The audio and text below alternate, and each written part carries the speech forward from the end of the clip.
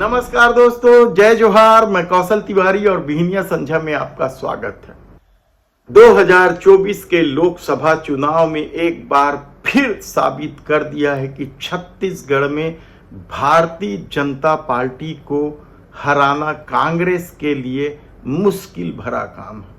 और उस कांग्रेस के लिए जो अपने उन नेताओं पर भरोसा कर रहे हैं जिनको विधानसभा में लोगों ने नकार दिया, तब क्या लोकसभा चुनाव में जो परिणाम आए हैं छत्तीसगढ़ में 10-1 से, यानी किसी तरीके से ज्योत्सना महंत ने या चरणदास महंत ने कांग्रेस की प्रतिष्ठा बचा ली, वरना यह राज्य भी हिमाचल, उत्तराखंड और दिल्ली की तरह कांग्रेस का सुपड़ा साफ करने को आतुर था। और इसकी वजह क्या है?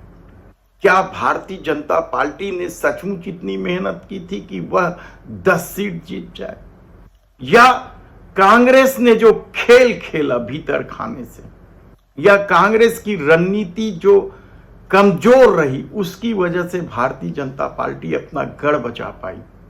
कहना बेहद कठिन है, लेकिन जो कारण सामने आ रहे हैं उसमें सबसे बड़ा कारण तो भूपेश बघेल है। यही कारण सबसे बड़ा सामने आ रहा है। भूपेश बघेल यानी छत्तीसगढ़ के पूर्व मुख्यमंत्री, 6 महीने पहले तक वे इस प्रदेश के मुखिया थे। उन्होंने भी अपनी तर्ज पर सत्ता चलाई। अहंकार से लेकर क्या कुछ आरोप भूपेश सरकार पर नहीं लगे। दावा तो 75 सीट का था, लेकिन इतिहास की सबसे बुरी हार कांग्रेस को छत्तीसगढ़ में मिली, और इसकी वजह सिर्फ भूपेश बघेल है कहा जाए तब भी गलत नहीं होगा। घपले घोटाले की फेहरिस्त और एटीट्यूड यानी व्यवहार, यह क्या भूपेश बघेल को आने वाले दिनों में कांग्रेस की राजनीति से किनारा कर देगा? यह बहुत गंभीर सवाल है। हालांकि भूपेश बघेल अपने इसी राजनीतिक तेवर के चलते 2018 में सत्ता दिलाई थी कांग्रेस को, इसमें भी कहीं किसी को संदेह नहीं। लेकिन सत्ता में आते ही जिस तरीके से आत्ममुग्ध भूपेश बघेल कहा जाए तो गलत नहीं होगा, जिस तरीके से अपने पास चंडाल चौकड़ी जमा किए, जिस तरीके की घेराबंदी थी, उससे आम कार्यकर्ताओं को भूपेश बघेल से बात करने तक में यदि कठिनाई हो रही थी तो वह समस्या क्या बताते। और शायद यह इमेज अभी लोगों को याद है, इसलिए वे राजनांदगांव से स्वयं भी हार गए।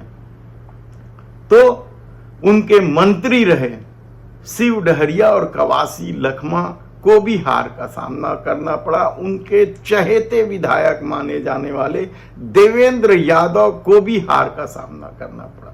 स्थिति तो ये लगने लगी थी कि क्या कांग्रेस के पास नेताओं की कमी है जो दुर्ग जिले से ही सभी नेताओं को भेजकर दूसरे लोकसभा क्षेत्रों में चुनाव लड़ाया जाए। छत्तीसगढ़ कांग्रेस के लिए मजबूत माना जाता रहा है, लेकिन इस दौर में जिस तरीके से जो जमे हुए नेता हैं, वरिष्ठ नेता है, जिस तरीके से कार्यकर्ताओं को आपस में बांटा और अपना खेल खेला, अपनी राजनीति साधने की कोशिश की, क्या वह बड़ा कारण था? या फिर भारतीय जनता पार्टी जो सत्ता में आई हैं और जो गारंटी पूरा कर रही थी एक एक करके, महतारी वंदन योजना से लेकर किसानों की उपज 3100 रुपए प्रति क्विंटल में खरीदने का, क्या उसकी वजह से भारतीय जनता पार्टी अपना गढ़ बचाने में कामयाब रहे? सवाल ये नहीं है कि भारतीय जनता पार्टी ने अपना गढ़ बचा लिया, सवाल तो ये है कि क्या कांग्रेस अपनी नीति रीति बदलने को तैयार है?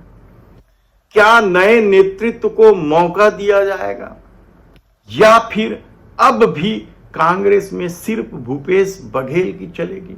जो जनता की नजर में खलनायक साबित हो गए कहा जाए तब भी गलत नहीं होगा।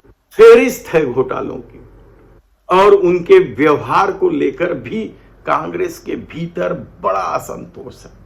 अब भी लोग भूपेश बघेल के नाम सामने आते ही खिलाफत करने लगते हैं। तब ऐसी परिस्थिति में क्या कांग्रेस को नए सिरे से रणनीति बनाने की जरूरत है? क्या चरणदास महंत या टीएस बाबा या उनके जैसे शांत माने जाने वाले नेताओं को आगे लाने की जरूरत है? क्योंकि 15 साल सत्ता से बाहर रही कांग्रेस जब सत्ता में लौटी थी तो दावा था कि अब 15-20 साल तो इसे कोई नहीं हरा सकता, लेकिन जो परिणाम सामने आए 2023 के उसने साफ कर दिया है कि कांग्रेस ने यदि रणनीति नहीं बदली तो छत्तीसगढ़ उसके लिए दूर की कौड़ी है।